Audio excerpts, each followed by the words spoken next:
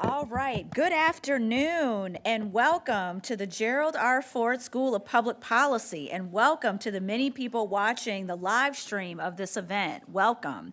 While it is frigid outside here in Michigan, as I was walking in, my ankles were cold. It was so freezing. We have a warm and lively discussion planned for today. I am Celeste Watkins Hayes, the Joan and Sanford Weill Dean of the Ford School, and we are so happy to welcome back last semester's Towsley Policymaker in Residence, former Chicago Mayor Lori Lightfoot, who was in office in Chicago from 2019 to 2023. She is joined by former Seattle Mayor Jenny Durkan, who led that city from 2017 to 2021. Welcome, both of you, to the Ford School. So these two accomplished urban leaders dealt with multiple crises during their tenures, including the COVID-19 pandemic and lockdown and the aftermath of the murder of George Floyd, on top of the responsibilities of managing large, complex cities. We look forward to hearing about their challenges and the lessons we can draw on from how they approached those difficult times and the lessons for today. They are joined in conversation by law school professor and former U.S. Attorney, the incomparable Barbara McQuade. Welcome, Barbara. When Lori Lightfoot became the 56th mayor of Chicago, she had been deeply engaged as a manager, as an advocate, and a reform expert. She chaired the Chicago Police Accountability Task Force and served as the president of the Chicago Police Board. Previously, she was the Assistant United States Attorney in the Northern District of Illinois' Criminal Division. Importantly, perhaps most importantly with that illustrious biography, she received her BA, Bachelor's of Arts, from the University of Michigan in 1984. Go Blue. So when Jenny Durkan was serving as mayor of Seattle, it became one of the first areas in the United States to experience diagnosed cases and deaths from COVID-19. Her work during the pandemic earned her recognition from Fortune magazine, naming her one of the world's 25 greatest leaders, heroes of the pandemic in 2020. And previously, she was U.S. Attorney for the Western District of Washington from 2009 to 2014. Barbara McQuade, now a professor from practice at the Michigan Law School, served from 2010 to 2017 as the U.S. Attorney for the Eastern District of Michigan. Appointed by President Barack Obama, she was the first woman to serve in her position. And before becoming U.S. Attorney, McQuade was an assistant U.S. attorney in Detroit for 12 years. She has her BA and her JD from the University of Michigan. So Lori, Jenny, and Barbara, thank you all for being here today. And the flow of this event is that Barbara will lead our discussion, and then we'll open it up to audience Q&A. So we're going to have a great conversation. For questions in the room, we're going to pass around a microphone. If you're watching online, the question link can be accessed on the event page or in the event description on YouTube, LinkedIn, or Facebook. And with that, let's give a warm Ford School welcome to this excellent panel of leaders.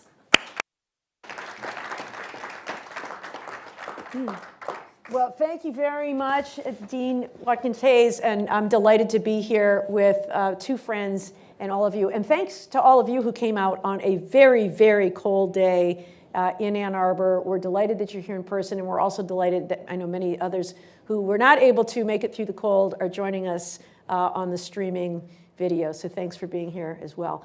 I am really happy to be with both of these leaders because both are friends.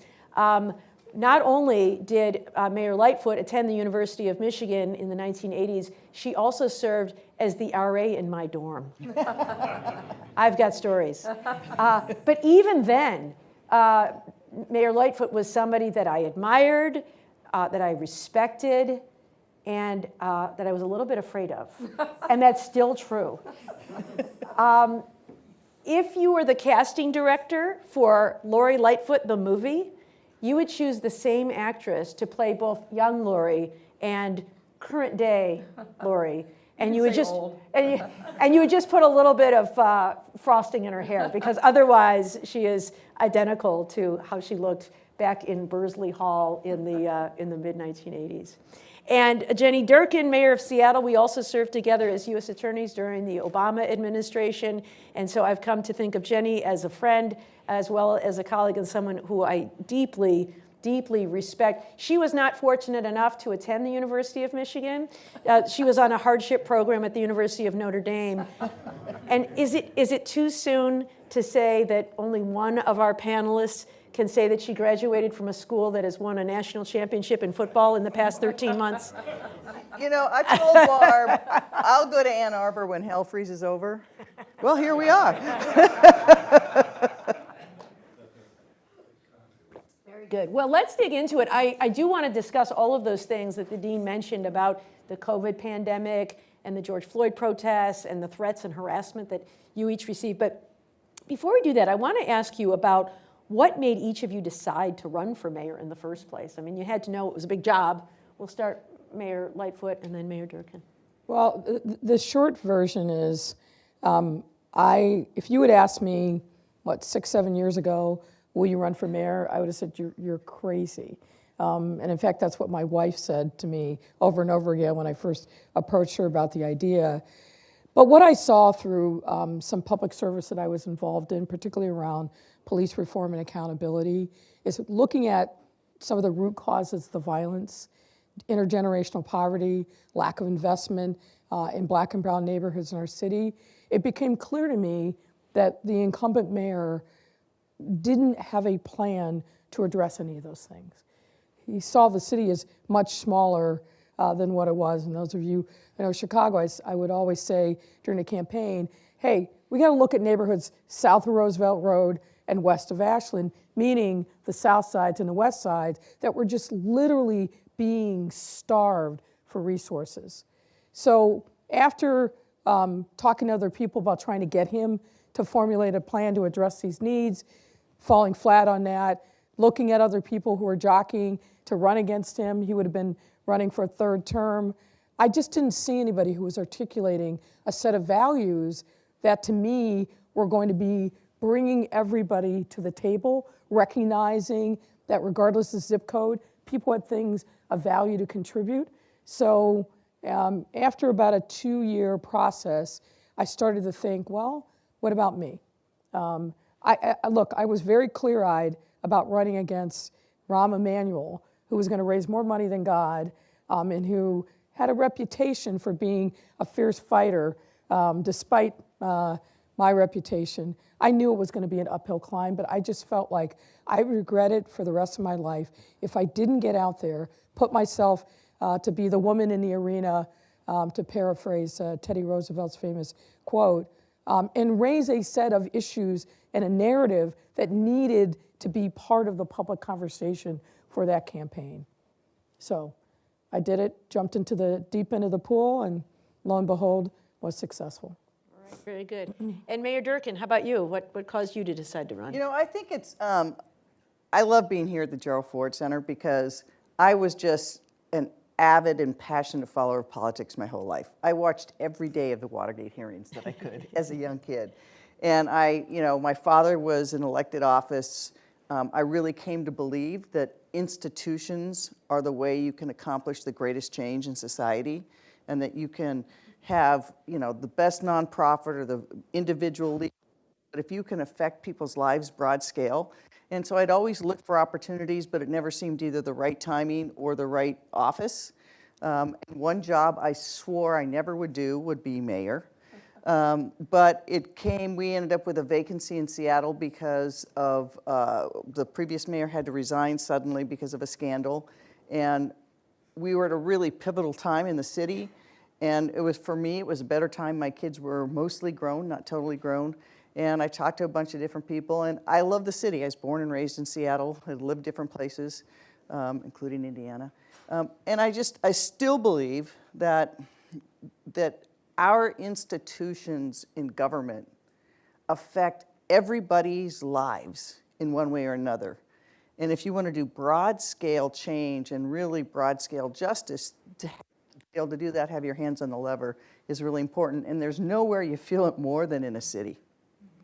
Yeah, so interesting. You know, what you didn't hear is because I wanted to be mayor, or I wanted to have the fancy office or the fancy car, right? I think so often in these conversations, people who seek these positions of power do it out of ideas of self-grandeur. And you know, what we've heard both of these leaders say is they had ideas about what they wanted to do with that job and realized, you know, I can do this, I can make a difference. I think that's very laudable. In our conversations before today, we talked a little bit about some of the cornerstones of leadership that you brought to your offices before you encountered these crises. And one of the things you flagged was the importance of communication. What lessons did you learn about communication and the importance of communication that you tried to establish in your office? Maybe we'll start this time with Mayor Durkan. Tell me about communication. I think you can never communicate enough. And you always think you're communicating all the time, and it's surprising how little of it penetrates. And in today's world, there is such a tsunami wave of information coming at people from so many channels, you know, from their phone, from the TV, from their friends, and to be able to pierce through that. So, you know, you communicate for a lot of reasons if you're a leader. Number one, your job is to be an elected representative of them.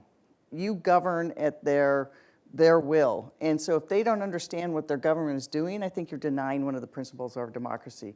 Second, it's how you get legitimacy.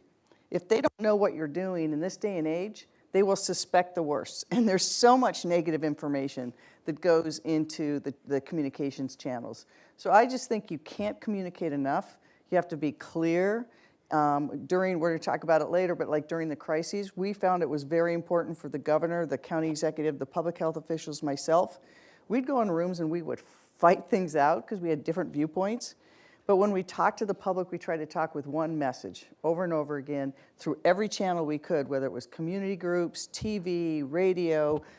We couldn't do in person because it was shut down, so we put even a premium on communicating through those other channels. Yeah, how about you, Mayor Lightfoot? Well, I think one of the biggest challenges is, as Jenny said, people don't get their news in the same way anymore. So whenever we were conceiving of a policy rollout, we'd meet with the relevant stakeholders, we'd do a press conference, we'd put information out on our websites, but we just weren't reaching people. And so one of the things that we certainly learned, and COVID exacerbated, is you got to be the producer of your own content. You've got to establish a brand. You've got to understand, you know, what particular slice of the audience you want to reach, and where and how they're consuming their news, which is very different than historically. I won't say that we were always successful, but there's got to be much more intentionality about, you know, an overused phrase, but meeting people where they are through the mediums that they are using. And so we became, I had a bunch of 20-somethings who were much more conversant in social media than I would ever be. So I found myself on TikTok, and we did some things that had these viral moments.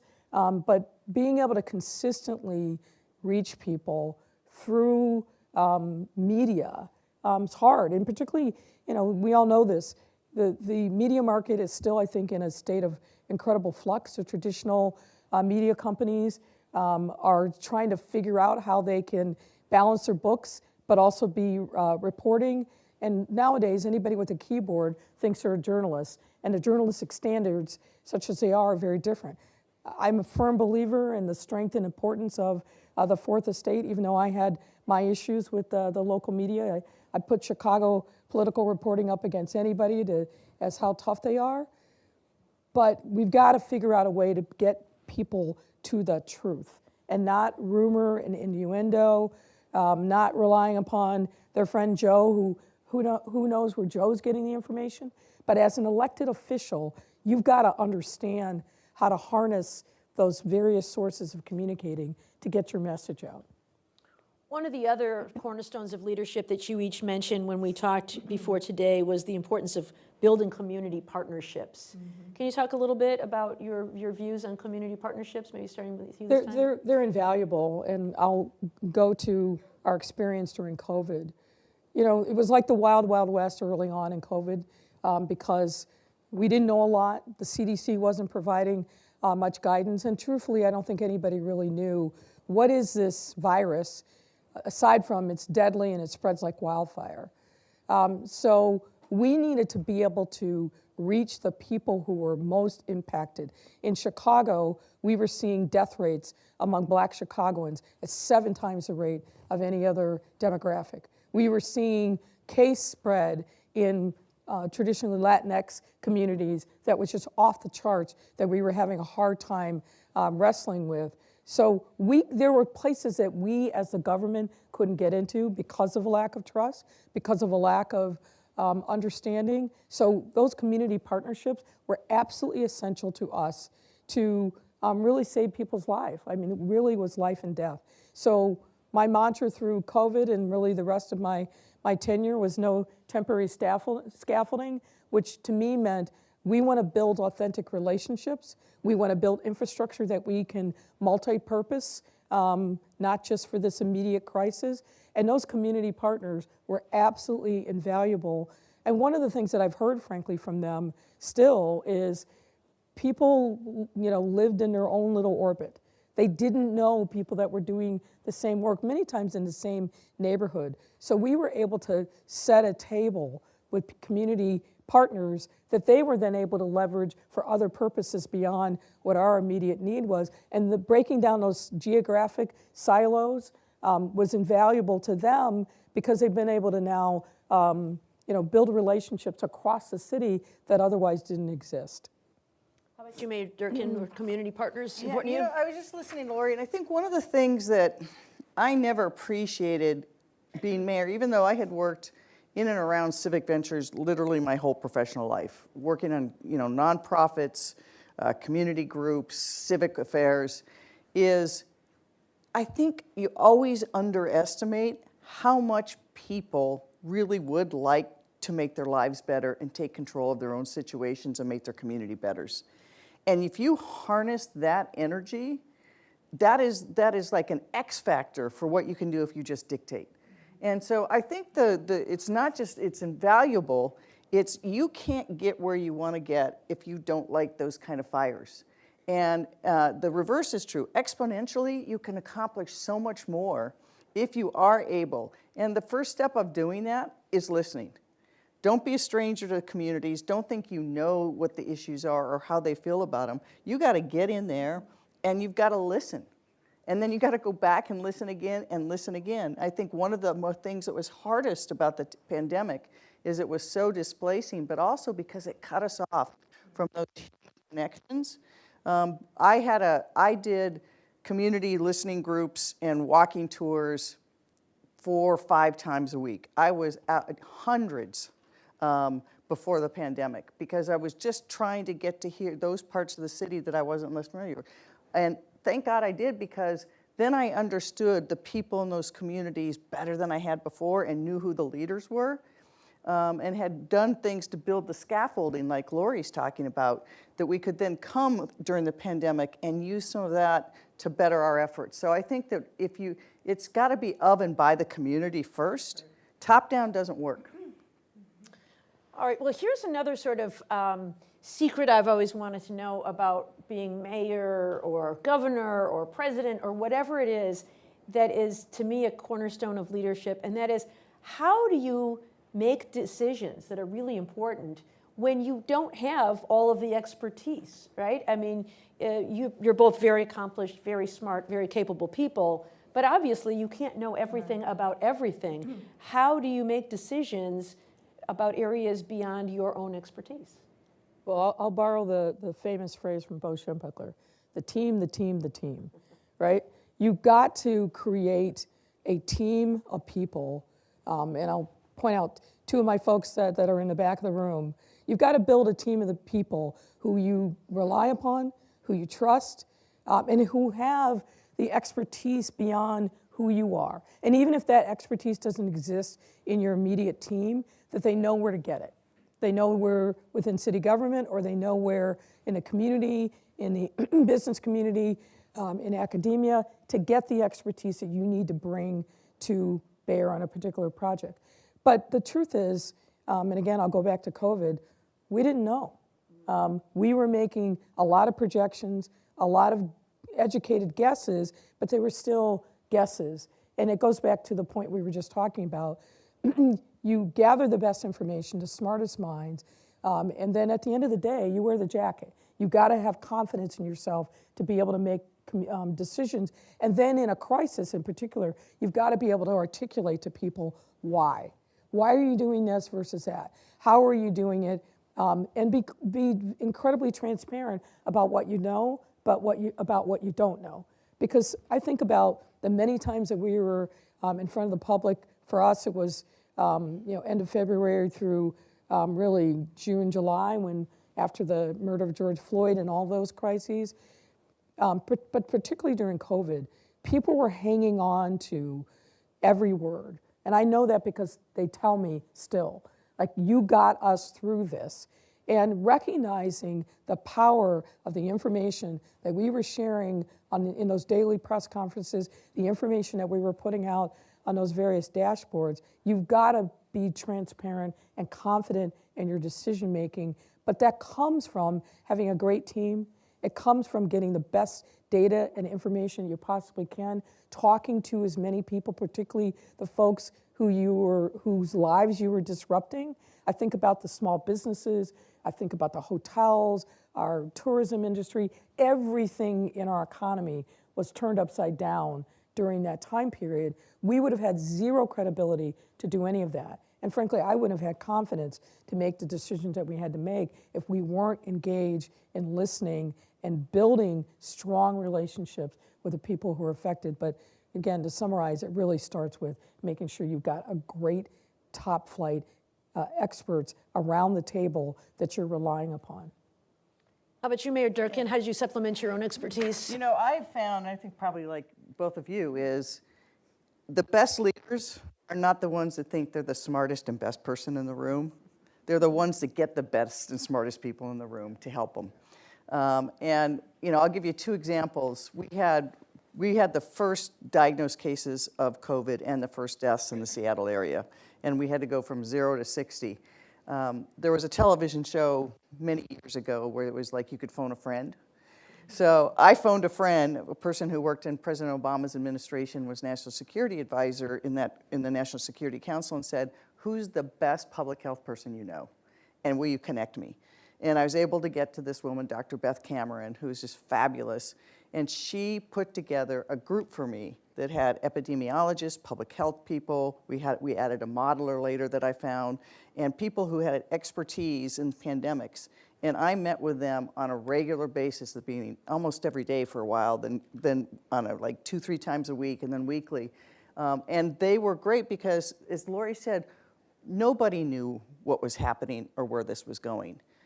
We knew that it was spreading quickly, particularly in certain demographics. We knew we had no vaccine and no tests. And so I needed not just to know that was happening, I needed to know, look around corners. What should I prepare for as a leader? What can our city do? And I'll give you one very specific example while having that kind of advice made a big difference is, I sat down with the public health people very early on when we had our first deaths, and they said, look, we have, I think at the time was 18 deaths. We think that there could be this much more, but we don't think there's broad community spread. We think we have contained it in these other areas. And so right now we've got to assume that we have somewhere between 20 and 50 cases. And in the meantime, there was this group led by a doctor at the University of Washington and some people at the Fred Hutch Research and Cancer who had done a flu study. And they had just swabbed all the patients coming in the ER, testing for the flu and kind of doing their epidemiological work. And then they went back, somewhat controversially, tested the swabs for COVID to see if there had been community spread. And so I heard about this, I followed this guy online, so I set up a meeting. I said, okay, public health is telling me this. Where do you think we are? And I will tell you, this is one of the most profound meetings I ever had because we're sitting there. I think I have one set of problems, which was big enough. And he said, based on the science and the modeling right now, the best estimation is have around 1,100 cases. It doubles every 3 to 5 days. And it will do that until there's, you reach the peak. And I'm a little bit dysgraphic, so I had to write the numbers down. I'm thinking 1,100, 2,200, 44. And I realized in a number of weeks, I was going to have 70,000 cases and thousands of deaths. That that requires a totally different response than a few dozen cases. And so having that expertise, and they were right. They were right in terms of how it had spread, what the severity could be. But it was a wake-up call. But if I had just relied on the people who came to me rather than thinking, okay, who's got more information, we would never have been in the position to have the information to act like we did. We were fortunate. I mean, it was terribly tragic, but Seattle, you know, we ended up, New York Times did a study, and we had the lowest incidence of disease, hospitalization, and death by the end of the pandemic as anywhere. But I credit that to the great work and collaborations between the state, the county public health officials, and having these outside experts who were willing to take their time to help us. Interesting. Well, let's talk a little more about the COVID-19 pandemic. And Mayor Durkan, I remember learning the term social distancing from you, watching an interview that you were doing on television, like, what is that? You were so much ahead of everybody else around the country because you really were ground zero when it came to that. I'm curious about other lessons you may have learned during the pandemic about, you know, how do you get the resources you needed, right? You had President Trump making it clear that states and municipalities were kind of going to be on their own, and you had to get what you needed that way. Working with other governmental entities, you said you had some cooperation, but you know sometimes different leaders have their own agendas, and you're trying to solve a problem. What other lessons did you learn during that COVID-19 pandemic about those issues? Yeah, you know, it was really interesting, Barbie, was that because at the beginning stages, it was like the Hunger Games. And you would have mayors talking to each other, but really everyone was thinking about, how do I get ventilators for me? How do I get a new I was able to get an Army in Seattle by just constantly talking to Vice President Pence. But you have to be creative. But then the lesson I learned was, you know, I can remember one of the biggest problems and one of the reasons the pandemic went like it did is there was no testing. And so we couldn't really tell who had it. And so we had to almost assume everybody could, and so you had to break people apart, which ended up having such devastating social consequences that I think we're still feeling as a country. And I couldn't get them from the state, I couldn't get them from public health, but I knew, you know, my experts told me this is the key. If you don't know how big the problem really is and where it's happening, you can't address it. So I was also on a international mayors group called the C40 Mayors, which is a climate crisis organization, and I was one of the North American representatives. And we set up a COVID recovery subgroup that would meet regularly, and it was a smaller group of us from each of the continents at all different times of the night. And the mayor of Seoul, South Korea, was on the call. And at that time, Korea had the gold standard for both contact tracing and testing. And I thought to myself, okay. So I said, Mayor, would you mind staying on? I have something to ask you. And he's like, so he stayed on the line. And I said, you've got this great program for contact tracing testing. Can I buy some tests from you? And so we'd had a great relationship with the Korean government in Seattle. They'd opened up a consulate there. And we got our first over 100,000 test kits from South Korea. Not from the United States, but from South Korea. But then I had nowhere to run them through a lab because the state said, no, we're too busy. And because they were overburdened, everybody was overburdened. So the University of Washington stepped up. Their lab was able to run it. We then had another hurdle, which was, no, only certain people can do this swabbing. So we got all of our city paramedics and the fire department certified. So we opened up our free testing by each of those stages. But you had to be creative. But at the end, what we learned, and I think Lori would say this is, Hunger Games wouldn't work. We did the best when we collaborated. And a few months in, Los Angeles and I, for example, the city of Los Angeles, we did a buying consortium so that we could use our joint powers to bring down the costs of masks, to bring down the cost of the other PPE, and trying to find ways to solve each other's problems worked a lot better than when we were working in competition. Yeah, that's a great example. And Mayor Lightfoot, let me ask you too about how you resolved some of these issues. Chicago, I seem to recall, was one of the very few cities to which all flights from China were diverted. Yes. So you found a situation where all of these people had to quarantine in your city. What were some of the challenges you faced there, and how did you work through them? Well, I think that's the first time that I really got to know Jenny Durkan, was on that. And let me kind of take you back. It was late in the day on a Friday at the end of January of 2020. And an edict came out of the White House. Now note, the White House, not the CDC, not HHS, but the White House, telling us that planes from China, and particularly Wuhan province, were all going to be diverted initially to 7 airports, which included O'Hare, and I think included SeaTac. It eventually got expanded to 11, and that passengers coming off of those planes all were ordered to quarantine for 14 days. So it may be straightforward, but when we started digging into questions and asking DHS, asking the folks in the White House, well, wait a second. What if somebody's asymptomatic coming off the plane? What do we do then? No answer. Where are we quarantining these people for 14 days? That's a long period of time. No answer.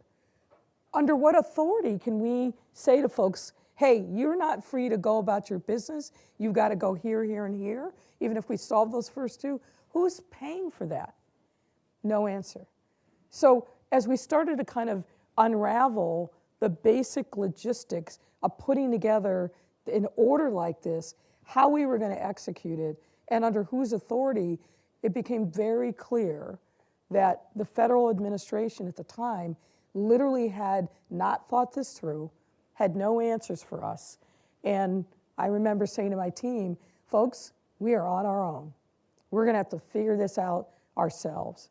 And that's what we did. And in some ways, it was a good lesson for us that we had to be self-reliant, independent, and luckily we were. We were actually very fortunate to be super prepared, just despite the fact that the budget for our public health department had historically been underfunded. The one thing that they really focused on was preparation. And so we were better prepared than our state, and I dare say we were better prepared than the federal government, and we're definitely better prepared than a lot of cities across the country. We didn't have the Hunger Games. We watched as people were scrambling and carrying these suitcases of money and flying to this place or that place to buy swabs, to get ventilators, and all the other things that we knew that we needed in those early days. We were really able to focus on other crucial issues like making sure that our healthcare system didn't collapse, making sure that our vulnerable residents, our seniors, our homeless, and others had the care that they needed, making sure that our healthcare workers and our first responders who are out there on the front lines every single day were protected and had what they needed. But it was a real lesson on how do we create something out of whole cloth when historically we have all relied upon the federal government to do the work. Yeah, good lesson that the cavalry's not coming. The cavalry was not It's up to us to solve this problem. One thing, Mayor Lightfoot, I want to follow up on, because you mentioned earlier the importance of communication and meeting people where they are and getting on social media. There were these viral memes during COVID of you looking very sternly on people who were out in gatherings. And it became kind of a funny thing. It would be these famous Chicago landmarks of Mayor Lightfoot standing there looking rather stern, and then it got to like by the Michael Jordan statue and famous Chicago landmarks, that diner in the Nighthawks painting in the Chicago Institute of Arts. Was your team behind those, or were they truly viral? So they really kind of rose up organically, but we loved it and really leaned into it. We made the whole series of Stay Home, Save Lives videos that really kind of arose from the creativity of Chicago artists, graphic artists, and then we, of course, created a few of our own, but the vast majority were people in our city who needed, frankly, some relief, being super creative and using, as you said, a lot of Chicago iconography to communicate the message that, and frankly, I viewed it as a tribute to the work that we were doing, that they felt like I, as the leader of the city, could keep them safe. Yeah, it was a really effective message, I thought, because they were kind of funny. They were kind of lighthearted, but it was about a very serious topic, and it sent an important message. So I thought they really worked. in a way. I thought they were great. I would chuckle every time I saw one. But, rather than a stern warning, they brought, I don't know, a little happiness. Well, they really started, and I'll peel back the curtain a little bit, when we figured out that we really needed to separate, and that was not true early on. If you look at the early parts of the pandemic, we were all standing together, we weren't wearing masks, nobody was talking about social distancing except apparently Jenny Durkan, but the vast majority of us are like, okay, this is serious, but we were continuing on with our lives when we realized, oh no, if you're in large groups, particularly indoors, unmasked, it's going to be a massive problem. So we have our beautiful lakefront. And I remember in my office, I had cameras that I could look at different parts of the city, and the lakefront, I had just gone out and said, folks, I know you love the lakefront, but you gotta stay home. You gotta stay off the lakefront. We're very concerned, blah, blah, blah. And I said what I said. I went back into my office and I looked at the cameras that were focused on the lakefront, and it happened to be an unusually warm day, probably in March. And people were out there, they were rollerblading, they were walking their dogs, they were sunning themselves, and I hit the roof. And so I gathered the lakefront aldermen, the city council people together, and I said, we've got to shut this down. And I know this is going to be a hardship, but from north to south, we closed off the lakefront. And so the first meme that came out was me standing with my little folder of my notes at a press conference, but in front of a police barrier that says close or something to that effect. And that's then when it really kind of took off. Yeah, well, those are funny. If you haven't seen them, just Google Mayor Lightfoot memes, COVID shutdown Chicago, and you'll find some really funny ones. All right, so you've got the COVID-19 pandemic raging, and then suddenly we get the murder of George Floyd.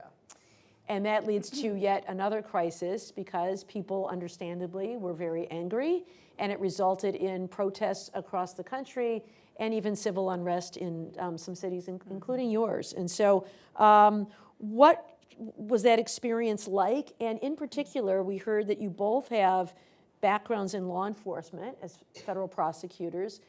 How did that background in law enforcement inform your decisions that you were making during the violence that ensued following the death of George Floyd? We'll start with Mayor Lightfoot this time. It was an incredibly, incredibly difficult time.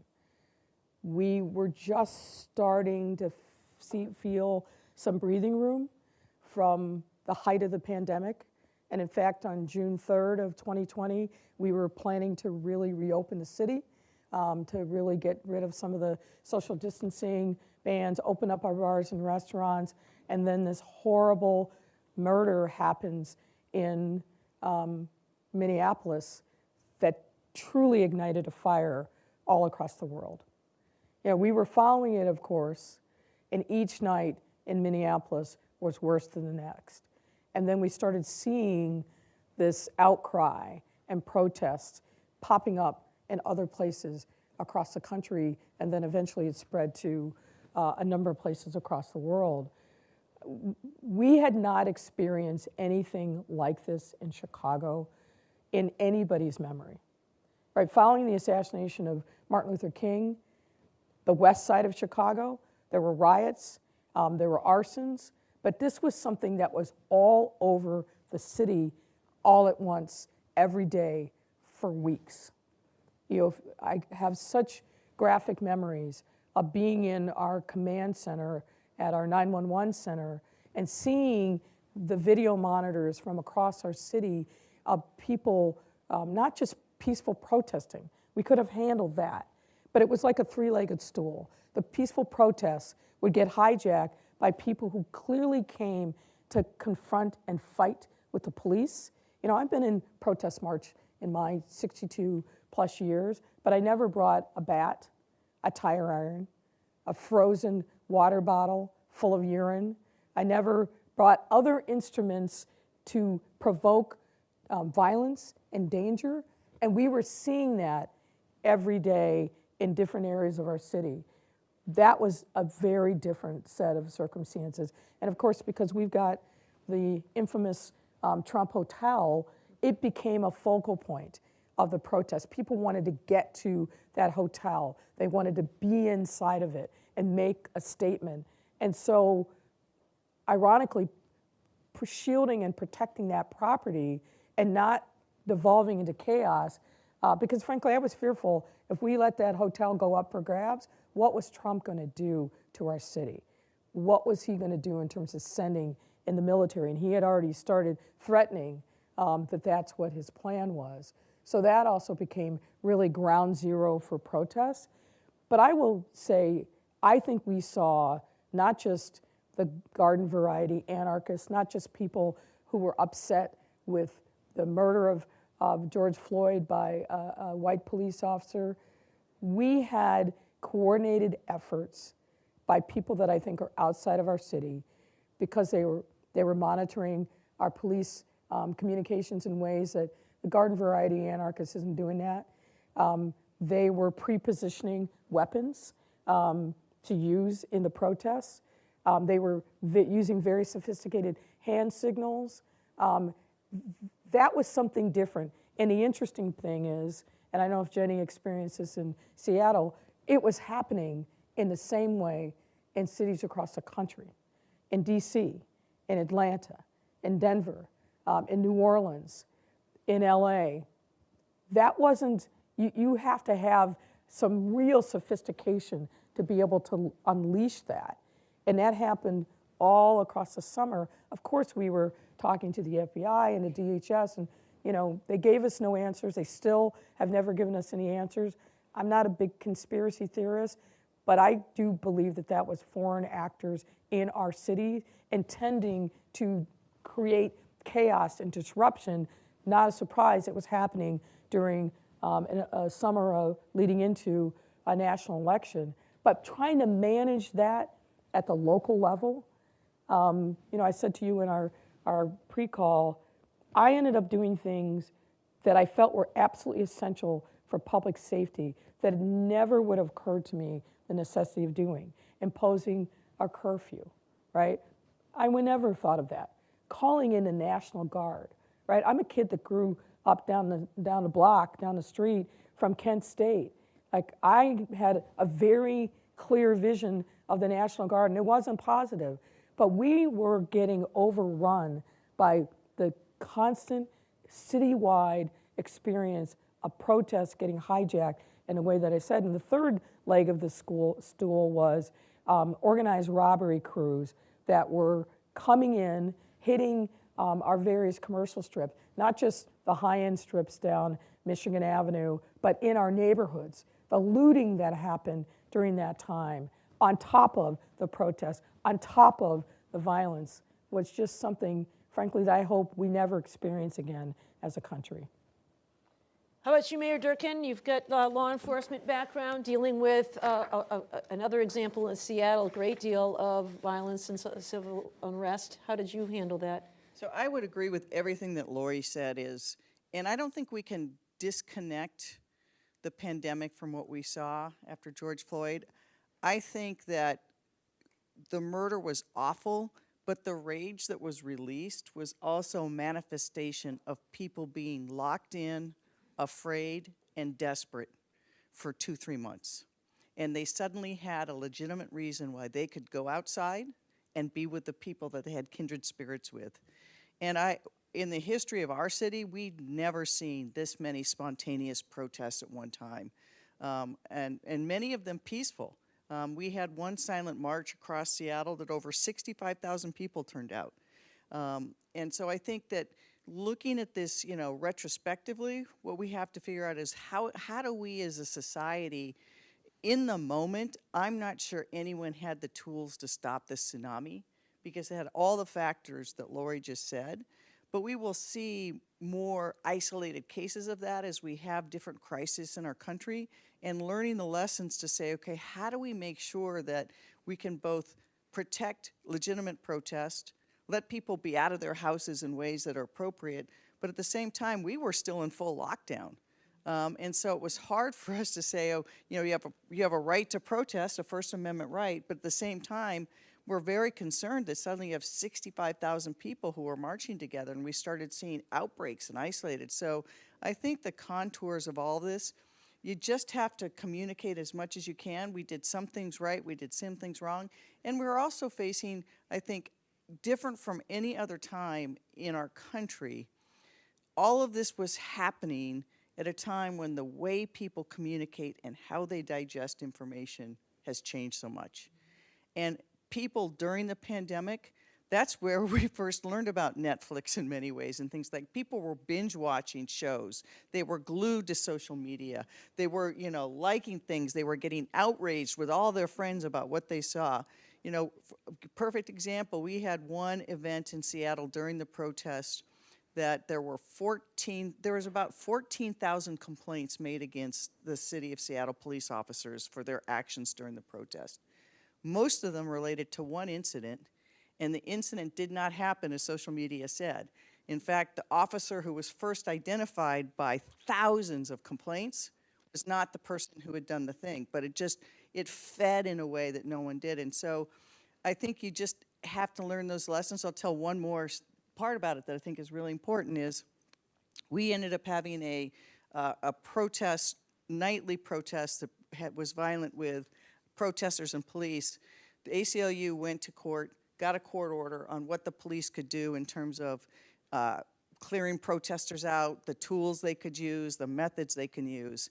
We get that court order, and the next day we decided to take the barriers down, let people march, and then we got our occupation zone.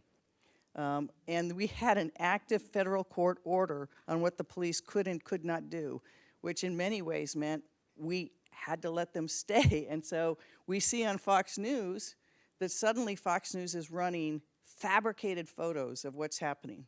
They took pictures of Minneapolis fires, they superimposed people and said it was Seattle. And shocking. But it led to a real acceleration of what was that going to look like and how do you respond as a city? Our president at the time responded by saying, I'm going to send the military in if you don't fix it, and we'll talk about that a little bit later. Well, and also said, if there's looting, there's shooting.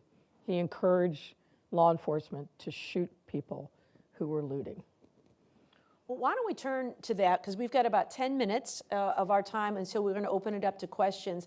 And I want to ask you about how you both dealt with that. You both found yourselves targeted by President Trump. He's back in power, sanctuary cities issues, violent crime, lockdown orders, all of these kinds of things led to direct targeting from President Trump, which in turn, I believe, led to other threats and harassment that you receive from members of the public responding to those kinds of things. We'll start with Mayor Durkan. What was that like? And how do you do your job when you are the target of constant threats and harassment? It was not on my bingo card when I ran for mayor that there would be a pandemic, protests and riots, and then your own president singling you out as a leader in a city for taking actions. And I like Lori, hope we never have that perfect storm again, because, for example, when the president had tweeted that he was going to send in the military, I reached out to city attorney, the governor, the attorney general. We'd been meeting regularly on different stuff to say, okay, what's our plan here? And everyone was pretty much convinced that it was just rhetoric. My view is if we had military showing up on the streets of Seattle, it really would have accelerated division. People would come to be at the fight. We saw that every time there was some announcement or pronouncement, people would come to join the fight, and it became this us versus them thing. Well, look at Portland every night. I went and bought Secretary of Defense Esper's book just to see if he said anything about Seattle. Well, not very well reported. The night that the president said, clean it up or I'm sending the troops, the next morning, I'm sure after watching the Fox News fake photos, he called the Pentagon and ordered them to send troops into Seattle hard and fast. It led to an Oval Office meeting with Secretary Esper, General Milley, and Attorney General Barr, where they talked him out of it, and they gave him a compromise.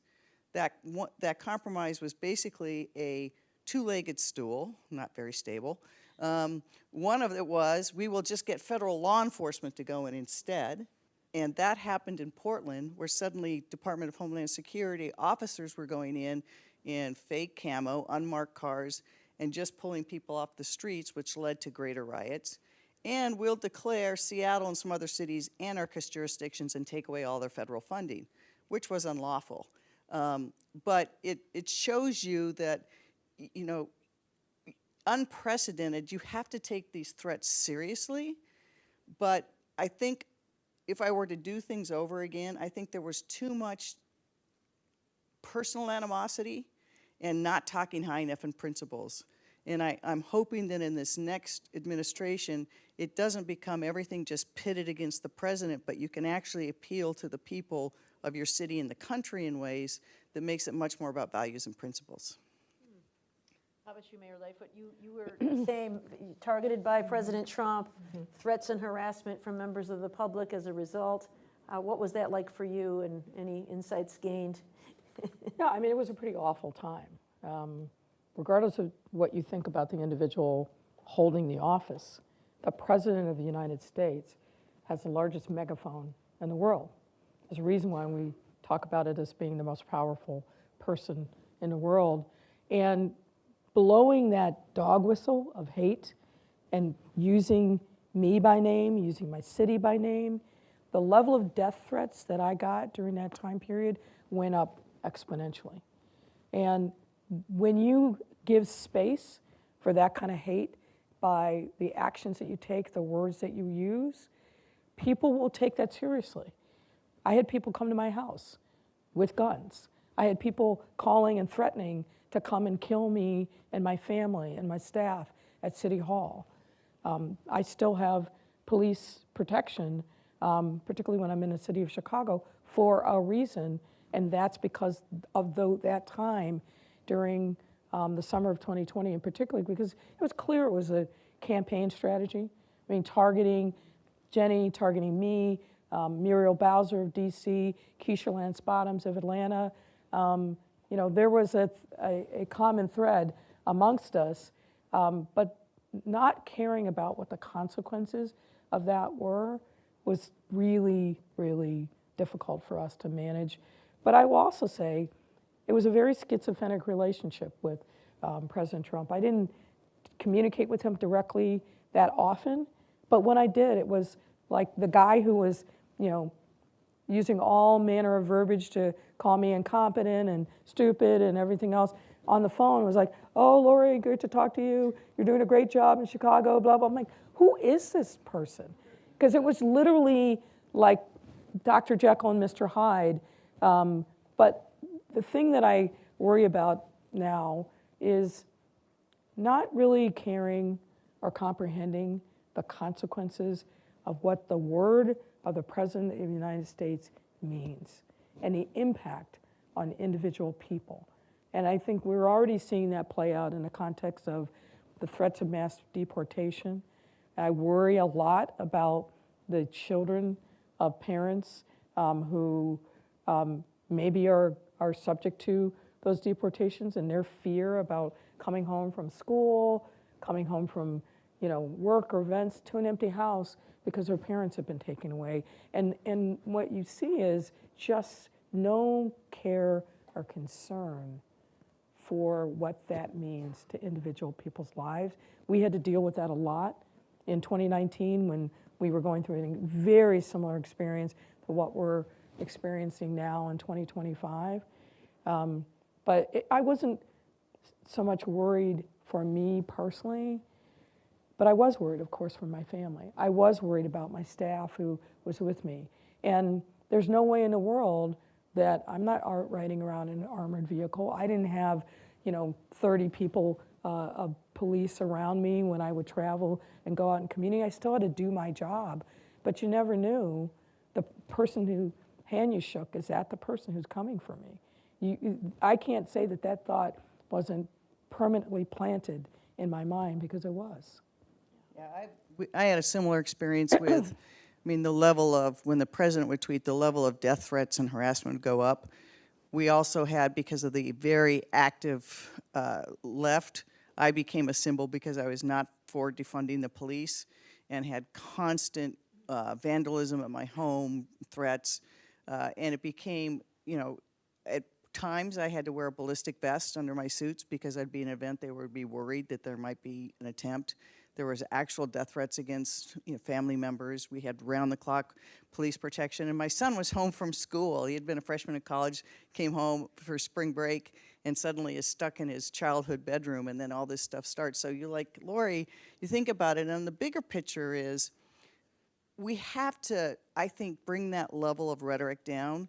We're all, we've seen and very cognizant of what happened on January 6th, but I think we also have to make sure that that level of threat isn't on any part of the spectrum, because we are discouraging people from running for office and holding those positions. And a lot of people, they'll take it for themselves. Hardly anyone will do it if they think their family's going to be put in that position.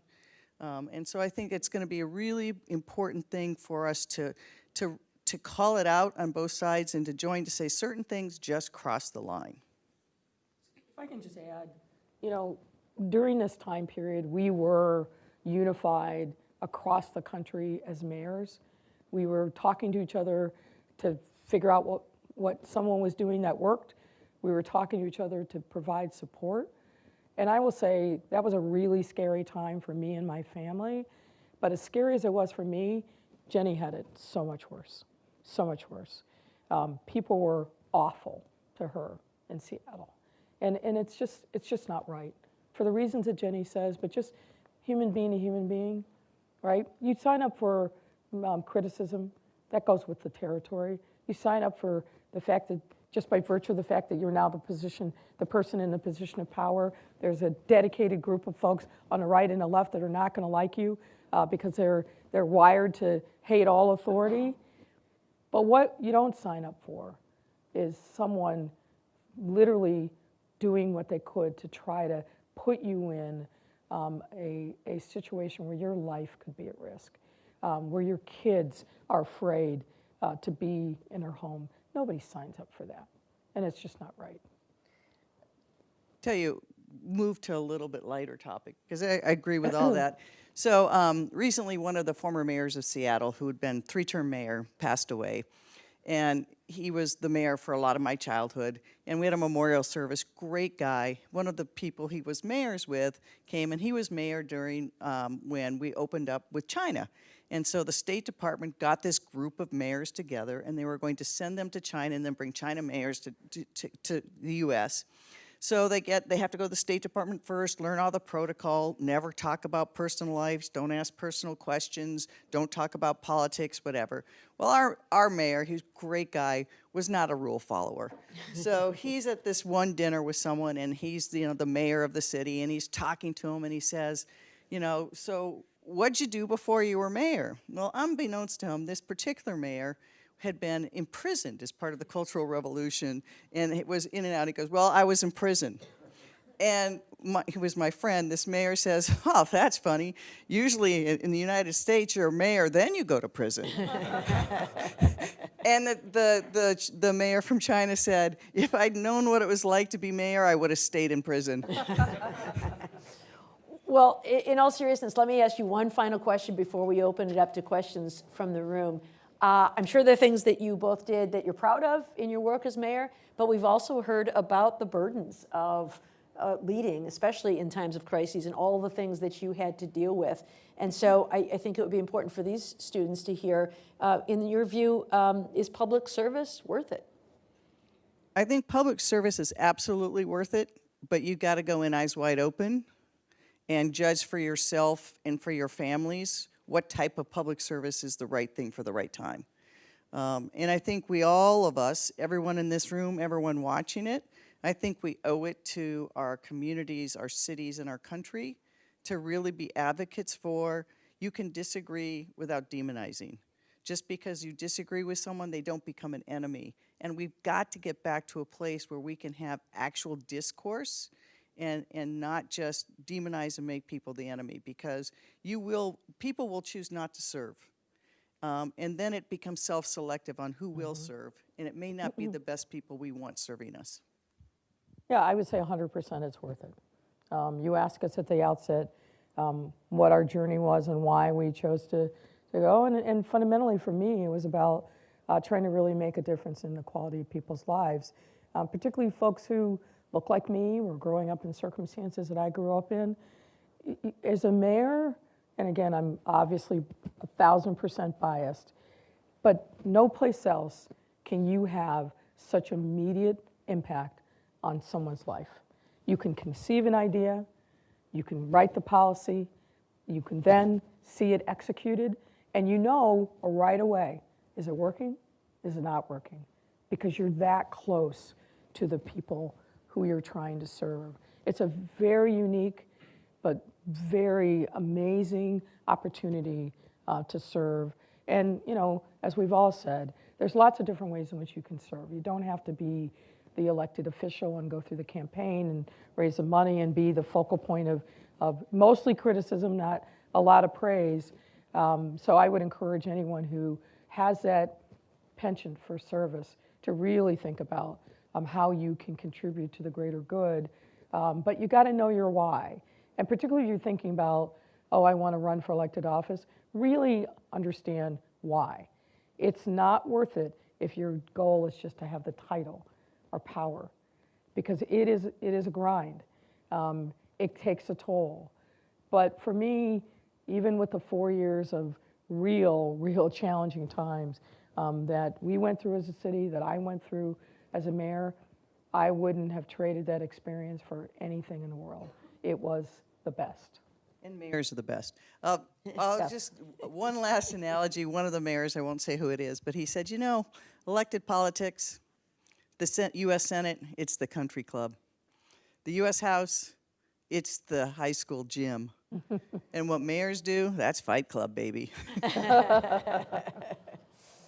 All right, well, very good. Well, why don't we turn to our student questions now? We have a microphone available. Yeah. We have a gentleman down here in the front. Well, for Well, this we'll need the it for the stream, we'll live probably stream. need it, but it's on its way. Well, first off, let me start by saying thank you very much for being here, and thank you for your service in your respective cities. My question is about how to find latitude for movement, trying to accomplish policy goals in situations where your actions are constrained, either by systems or by crises. Do either of you have any insights into what strategies worked for you, what you might do differently, and how you might apply that in the future? Yeah, I mean, I came into office as, again, to quote Chicago polls, as somebody that nobody sent, meaning I didn't come up through the party system. I was, in some ways, a very unlikely candidate, but I came to disrupt the status quo.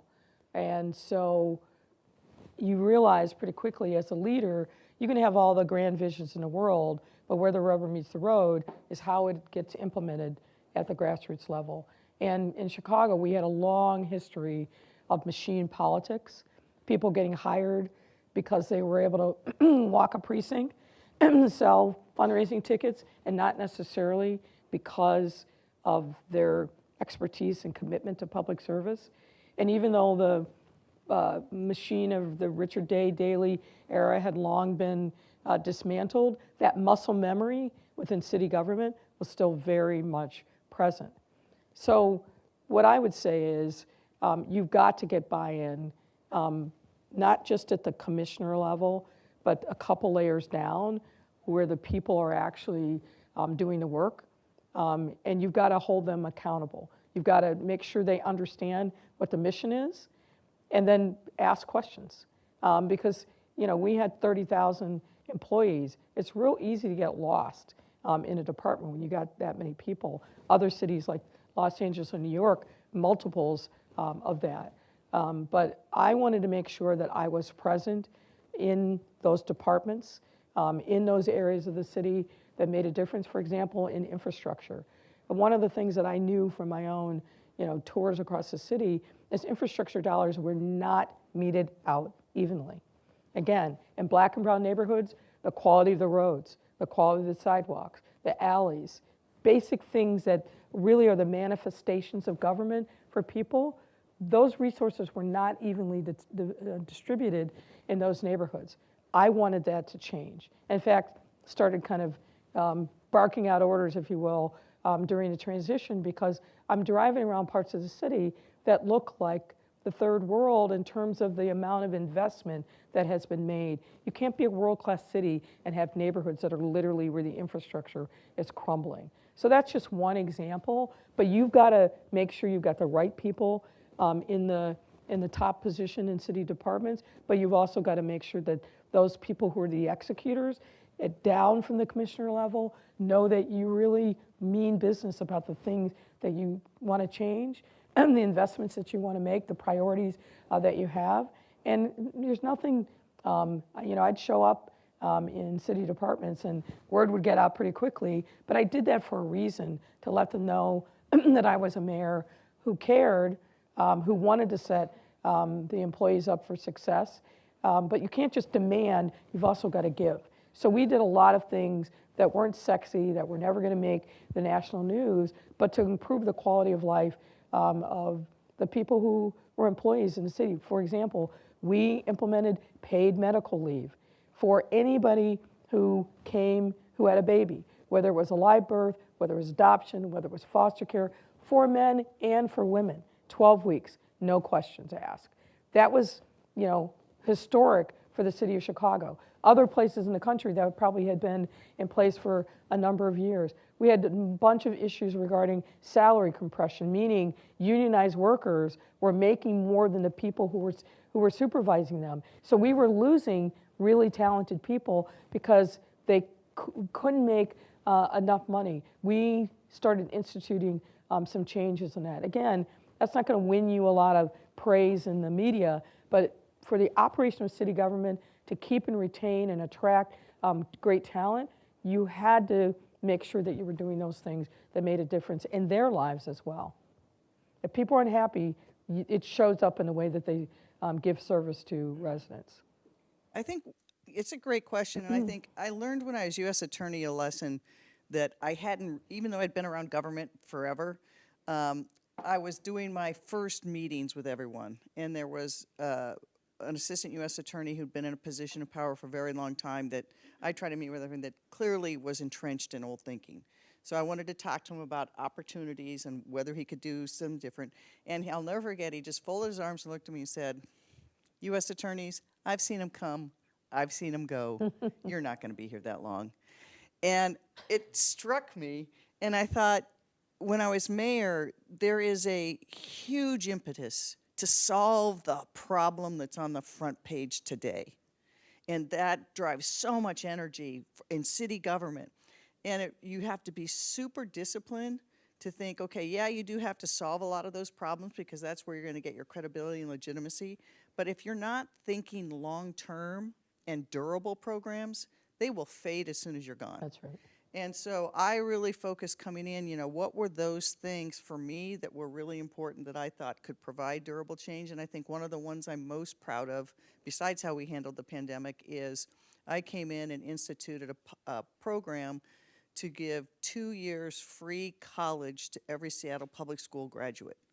And then backed it up with money for transportation, books, fees, and then got in the public schools are a separate governmental entity, but got their buy-in by us providing the money for them to also have counselors in those schools to get the kids ready, and with the community colleges, counselors when they landed to keep them there. And it was remarkably successful, and to this day, though that program is the most successful in our region for having kids stay in and complete the time. So I think thinking about durable change and how you get it enough embedded and enough support from other entities that it will last. And Jenny will tell you offline where the headstone is of the Joker who folded his arms and said, "I'll out loud." Seen them come, seen them go. Good. Other questions? Okay, there's one that's come in from the internet, which is how can local governments overcome the fact that during a crisis, those most affected are often the least able to ask for or leverage assistance? Great question. It's 100% accurate, and I think one of the things about being a mayor is you are so proximate. People see you at the grocery store, and they tell you what they're thinking. You know, they see you wherever you are, and so you are if you're doing your job right, you're out in those communities that are the least able to do it, and you're thinking across the board on how do you serve them as government. So when the crisis hits, hopefully you've built up those relationships and those muscle memories, and you make it a priority because you understand that that's where services need to be delivered.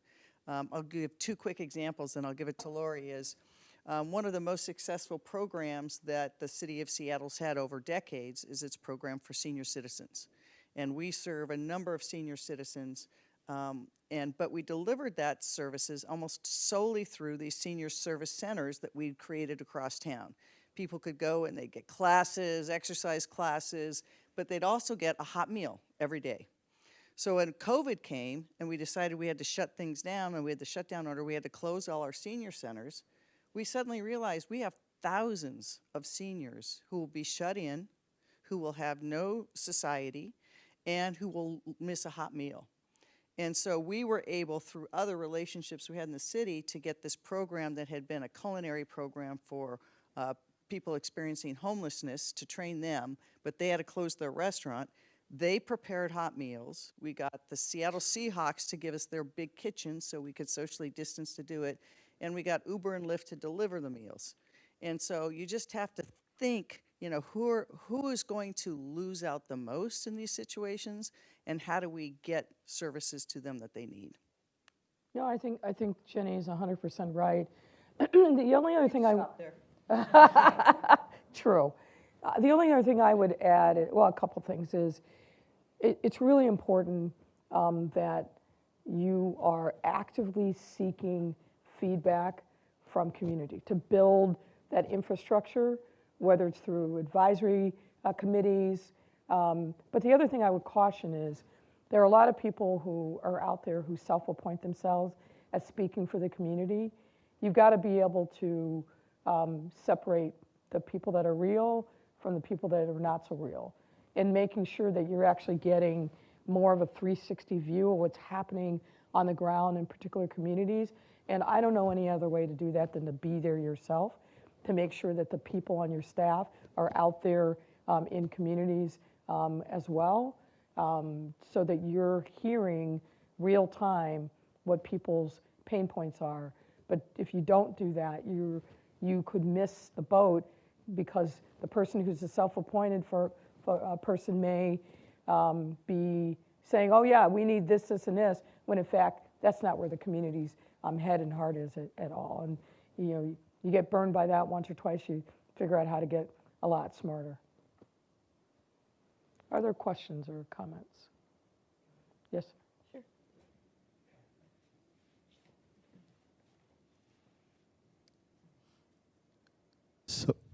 So old alumni asking a question. Yeah, I'm kind of curious what your thoughts are and what you would say to your respective community leaders in light of climate and environmental sustainability and climate actions. COVID, obviously a crisis. I think the experts, including those here at University of Michigan, now say it's not a matter of if, it's a matter of when, and it will continue to get worse. And they are catastrophic at times. So what would you say to the current leaders, what they need to do to be, quote unquote, ready? Mm-hmm. That is such a great question, and I think it gets eclipsed by so much of the other issues that are so forceful, but it's real, it's happening, it's coming to you. And I'll give you an example in Seattle. You know, we had, when I was mayor, among the other things we had to deal with was there was huge fire seasons now in Washington State, where just tracts, acres and acres and acres of forest will burn, and in Canada. And depending on where the winds, we would have weeks where the smoke was so bad in Seattle from these fires that our air quality was worse than Beijing.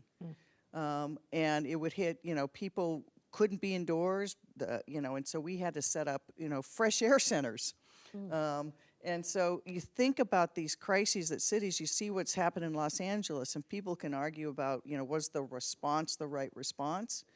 But those fires coming now because of the winds and how climate has changed, it will come either by way of fires or by droughts or by rains and floods. And so I think, be ready, it's real.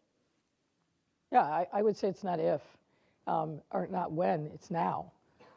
We're seeing manifestations of it literally nonstop, whether it's the incredible force of hurricanes in the hurricane season being extended, obviously the wildfires, which we're all watching with horror. In Chicago, we don't have earthquakes, we don't have wildfires, but we're very concerned about what's going on with our lake in extreme weather, lack of rain, lack of this or that. So it is very real. I think a couple of things. One is I'm a big believer in you got to lead by example. You can't wag your finger at private industry, the community, if you're not willing to step up and lead yourself. So we did a number of things. One of the things around sustainability that I'm most proud of is by 2030, all of Chicago's city electricity needs are going to be met by solar. 70% is coming from a solar farm that was built in the southern part of the state, and the other 30% will buy on the market. But you got to lead by example. We continue to do things to retrofit city buildings to make sure that they are as green as possible. That then gives you, frankly, I think the moral conviction to then go to the private sector and say, you got to be a partner with us in this. But it is really real. And there's a lot of innovation at the local level that's happening nationally as a result of organizations like what Jenny talked about before. So there's a tremendous amount and body of best practices that can help a variety of different mayors, meaning if you're a big city, small city, urban, rural, there's a lot that can be done, but we've got to be prepared. And I believe that there's things that can happen at the local level through innovation and partnerships that isn't going to be dependent upon the waterfall of dollars coming from the federal government. Don't get me wrong, that helps a lot, but it's not the only way that you can create sustainable, meaningful change to be a participant in solving the climate crisis that we are in right now. In light of the current administration, some of the new executive orders that are doing things like rolling back support for wind farms and other kinds of things, is it cities maybe that we need to look for help? You mentioned, Mayor Durkan, that you were part of a group, a committee of cities that are working on climate change. Can you tell us a little bit about that work? Yeah, and I think it's great. It's all that's old is new again. So C40 mayors, it grew up largely because of the insights of mayors globally, but also I will say of the different leaders I've met over my lifetime, and I've been really fortunate to meet, presidents, heads of state, Mike Bloomberg is one of the most brilliant leaders and committed people I've met. And so he funded the C40 mayors, which rose because the U.S. withdrew from the Paris Climate Accords, and thought that by the synergistic actions of cities across the globe, you could get almost or more of the same response. And I think that you will see that resurgence again, whereas the Biden administration have been very active in that space. But I think having those ties and just connected to each other, for me to hear what works in Seattle is very different than what has to work in Indonesia or in Africa or in Europe. And solving those problems is so important, but we also remember that, the Southern Hemisphere is disadvantaged by economically and by climate. And if we don't solve for that, we'll have so many other issues, whether it's climate refugees or the like. So I think that, it's something we have to solve for. And if we're not going to get the leadership from the federal government, we're going to have to do it. And I think it's going to be the coalition of cities again. Yeah, going local is going to be where it's at. And I think certainly part of it is we're in response to what we're all anticipating over the next 4 years. But I don't think it has to be a bad thing. I really think cities, which are the incubators for great ideas, are going to be where we see a tremendous amount of innovation, growth, creativity. Going local is going to be where it's at. Well, we probably have time for one last question. Anyone in the room or Daniel online? Why don't we take one in the room? Yeah. I'll do the last one. Sure. Right. Well, thank you both for coming in today. And you both briefly touched on the wildfires going on in Los Angeles. I'll leave this pretty broad. I was wondering if there was any advice you would give to both Karen Bass as a mayor going through this crisis right now, and then also Gavin Newsom, and how best he can coordinate with Karen Bass and helping the people of LA. That's a great question. Look, I don't envy them where they were, and every mayor has been caught at some point out of town when a crisis happens, and that becomes the issue. But I will say that it's really important not to point fingers at each other and to have common solutions and to communicate as much as you can, including what you don't know or what you can't do. And I think that at the beginning of the wildfires, we saw too much disjointedness on that front, which left an opening for the critics to say, it's your fault, Newsom, or it's your fault this. And so then people were talking about how to assign fault rather than talking about how do we solve it. And I compare that in the pandemic. I mean, we did daily, sometimes 3 times a day press conferences with public health, leaders to deliver. During the pandemic, I met with every broadcast TV station on a weekly basis, every print journalist. I was on the PBS radio in Seattle every week, and phone in to communicate. Because if you don't, you're going to leave an opening. Now, you're going to get the contrary messages anyways. So if I were to say one thing, it would be, don't have the big press conference where you have 50 different people who are all coming to the microphone. At least at some point, you have to be standing shoulder to shoulder with the governor, the mayor, the fire people, and most of it should be the fire people because that's what people want to know about. Yep. Is the fire ever going to get out? How's my house? When do I get back in? And knowing who needs to talk is part of that too. Yeah, I'm always hesitant to give advice to sitting elected officials, and Karen Bass is a personal friend. But I would guess I would say this. You know, she and the governor have to be on the same page. Period. Full stop.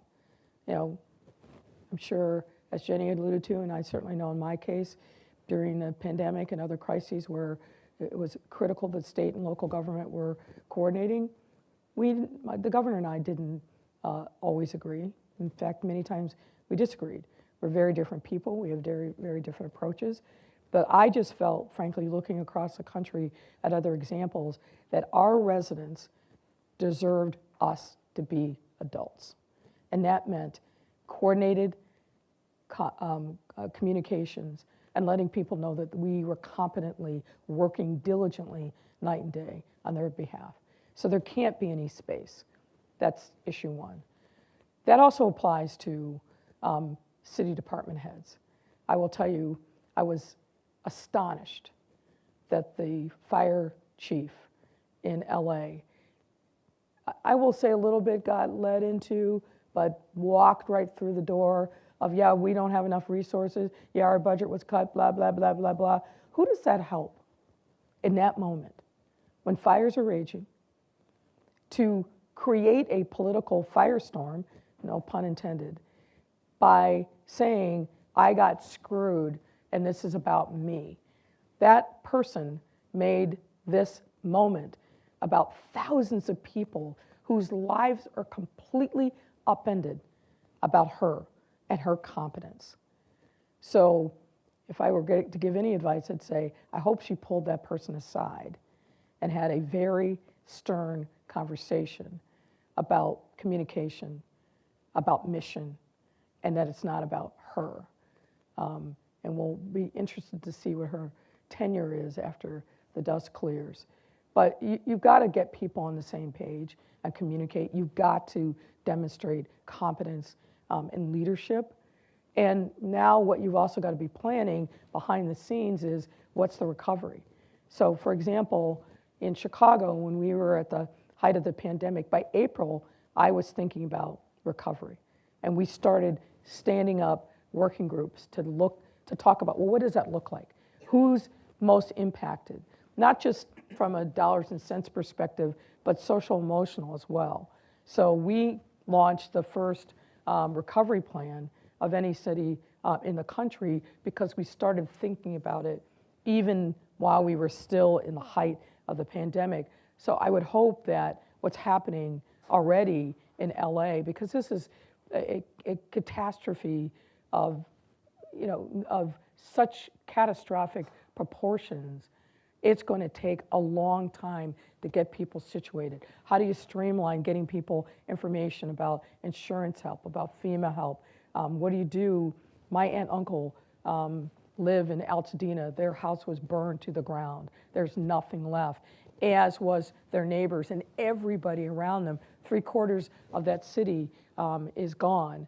And how do you start to think about the monies that are going to be needed to do the rebuilding, particularly if you're probably not getting a lot of help from the federal government? How do you rally the business community? How do you rally construction companies? Make sure that you've got solve for supply chain issues. There needs to be a team that is thinking about that right now as they still manage the fires that are still raging. So being able to operate at multiple levels, having your team divided up in a way that they're communicating with each other, but that they have different things that they're worrying about on a daily basis, that's going to be, I think, critically important.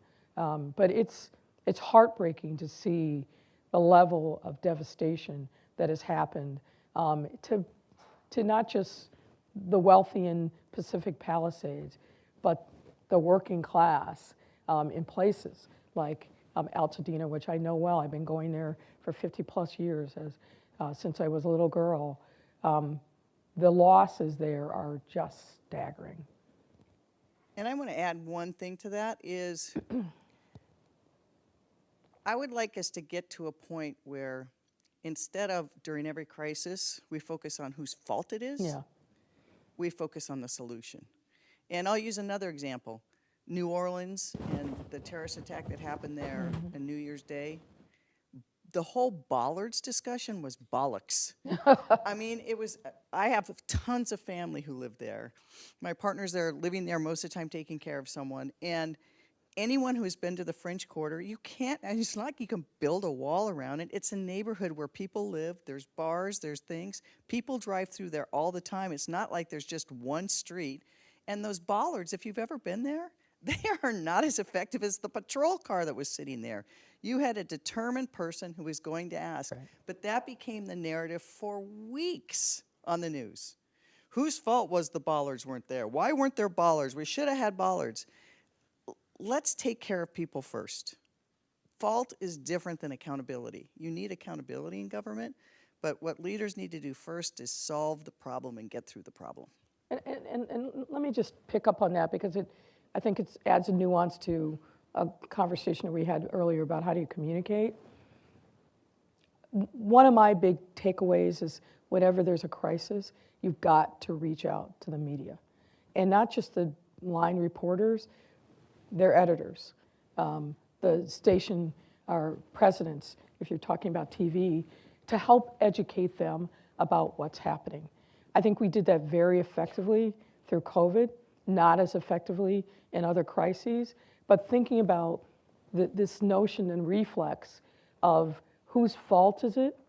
The whole, if it bleeds, it leads, we're worried about clicks on a website. And I think if you are constantly having a relationship with the hierarchy in media organizations and educating them about whatever the issue du jour is, you're going to get a fairer, I like to think you're going to get a fairer kind of reporting because they're going to be smarter, they're going to have access to information, and maybe you mitigate against somebody's got to be at fault here. That's got to be the storyline. No, it doesn't have to be. But it's easy as an elected official in the middle of a crisis to get back in a defensive crouch. That's unavoidable. But again, just like we talked about, you got to build those relationships with the community. When you're an elected official, the media is your community. And again, I think we had some successes with it. We had some failures with it. But reaching that middle ground, I think, is critically important. Well, thank you for that very good question. Thank you all for your great questions, and thank you both for sharing your insights with us about leading during times of crisis. Please join me in thanking Mayor Durkan and Mayor Lightfoot.